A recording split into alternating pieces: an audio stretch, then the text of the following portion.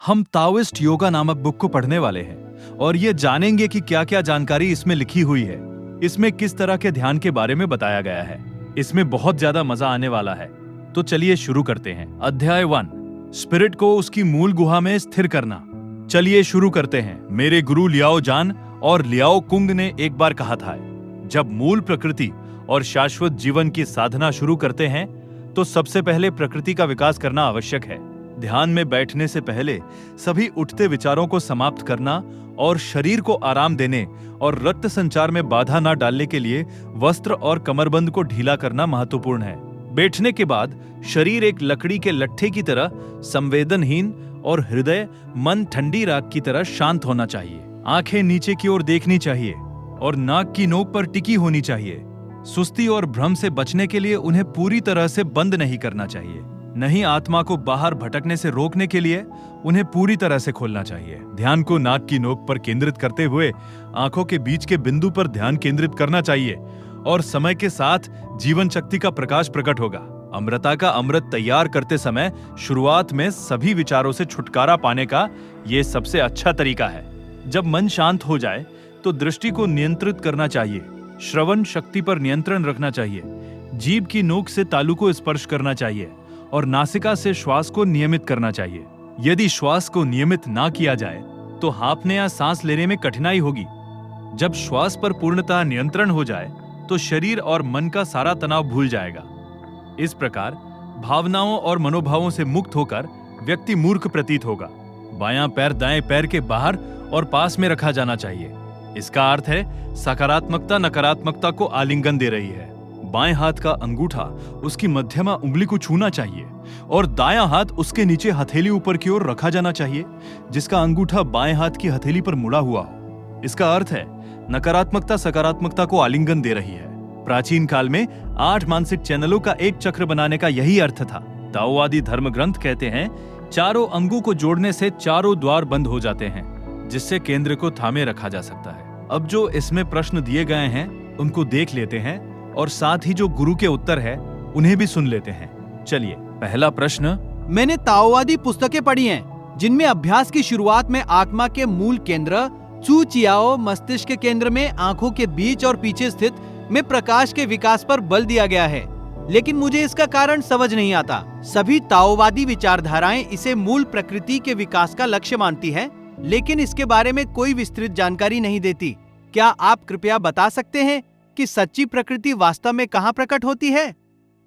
मस्तिष्क के केंद्र में स्थित सूचियाओ गुहा बाईं और दाईं और 2 छोटी नलिकाओं में विभाजित हो जाती है। बाईं नलिका ताइची सर्वोच्च परम और दाईं नलिका चुंगलिंग अमूर्त आत्मा का प्रतिनिधित्व करती है।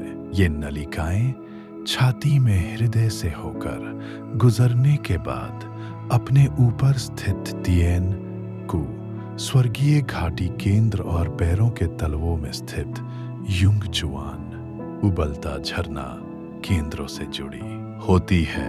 तानचिंग कहता है प्रकृति हृदय में है और आंखों के माध्यम से प्रकट होती है। जीवन निचले पेट में है और जननांगों के माध्यम से प्रकट होता है। मूल प्रकृति हृदय में विद्यमान आध्यात्मिक ऊर्जा है, जो मस्तिष्क के केंद्र से निकलने वाली 2 नलिकाओं के माध्यम से प्रकट होती है।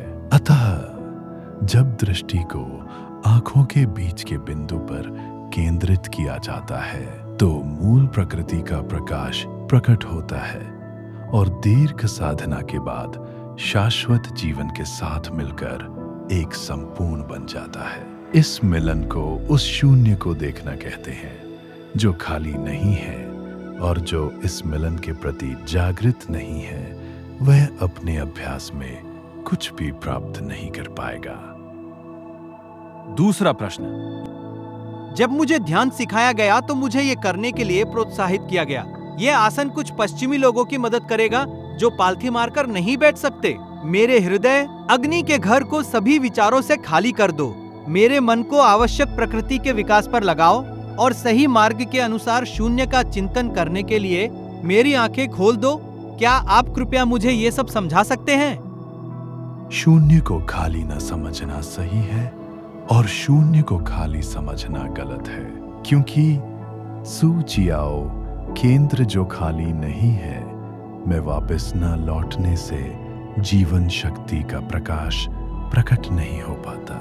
हृदय के नीचे और जननांग के ऊपर एक खाली स्थान होता है जहां आध्यात्मिक जीवन शक्ति प्रकट होकर एक गुहा बनाती है। जब आत्मा और जीवन शक्ति इस गुहा में लौटती है तो आध्यात्मिक जीवन शक्ति ऊपर उठकर एक प्रकाश का वृत्त बनाती है जो खाली नहीं होता। जो शून्य विकिरण नहीं करता वह सापेक्ष है, जबकि जो शून्य विकिरण करता है वह निरपेक्ष है। निरपेक्ष शून्य सापेक्ष शून्य की तरह खाली नहीं होता। जो शून्य खाली नहीं है वो आध्यात्मिक प्रकाश है, जो आत्मा जीवन शक्ति है और पीले हॉल केंद्र हुआंग टिंग या मध्य तांतियन सौर जाल में से उत्पन्न होती है।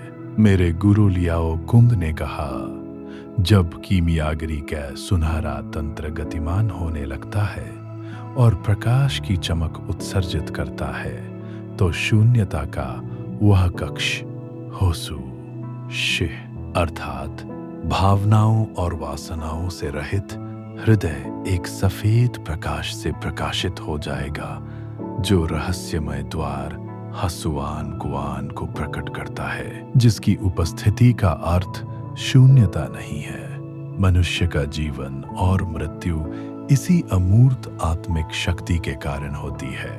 जब ये शक्ति उपस्थित होती है तब वह जीवित रहता है, और जब ये शक्ति विलीन हो जाती है तब उसकी मृत्यु हो जाती है। इसीलिए कहा जाता है, आत्मा के बिना जीवन शक्ति मनुष्य को जीवित नहीं रख सकती, और आत्मा के बिना जीवन शक्ति उसे मृत्यु नहीं दे सकती।